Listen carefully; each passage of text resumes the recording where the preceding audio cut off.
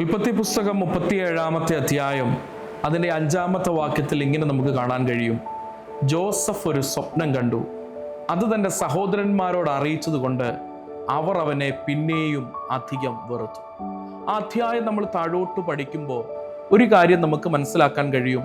ഇത് ജോസഫ് കണ്ട സ്വപ്നമല്ലെന്നും പിന്നെ ജോസഫിനെ കുറിച്ച് ദൈവം കണ്ട സ്വപ്നമായിരുന്നു എന്നും നമുക്ക് മനസ്സിലാക്കാൻ കഴിയും.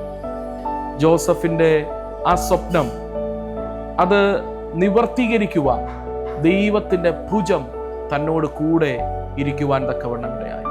പല പ്രതിസന്ധികളിലൂടെയും കടന്നുപോയ മനുഷ്യനാണ് ജോസഫ്. പക്ഷെ ആ പ്രതിസന്ധികളിലെല്ലാം ദൈവം തന്നെ കരം പിടിച്ചു നടത്തുവാൻ തക്കവണ്ണം ഇടയായി. ഇന്ന് എന്നെ കേൾക്കുന്ന ദൈവമക്കളെ, ജീവിതത്തിൽ പല സ്വപ്നങ്ങളും തകർന്ന ഒരു അനുഭവത്തിലായിരിക്കാം നിങ്ങളായിരിക്കുന്നത്.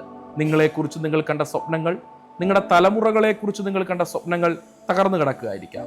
എന്നാൽ ഒരു കാര്യം ഞാൻ പറയട്ടെ, ദൈവത്തിന് നിങ്ങളെക്കുറിച്ച് വലിയൊരു സ്വപ്നമുണ്ട്. നിങ്ങൾ നിങ്ങളെക്കുറിച്ച് കണ്ട സ്വപ്നങ്ങളെക്കാളും, നിങ്ങൾ നിങ്ങളുടെ തലമുറകളെക്കുറിച്ച് കണ്ട സ്വപ്നങ്ങളെക്കാളും വലിയൊരു സ്വപ്നം നിങ്ങളെക്കുറിച്ച് ദൈവത്തിനുണ്ട്. അത് നിവർത്തീകരിക്കുവാൻ ആ വല്ലഭന്റെ ഭുജം, കർത്താവിൻ്റെ ആ ശക്തമേറിയ ഭുജം നിങ്ങളോട് കൂടെ ഇരുന്ന് നിങ്ങളെ വഴി നടത്തുമാറാകട്ടെ.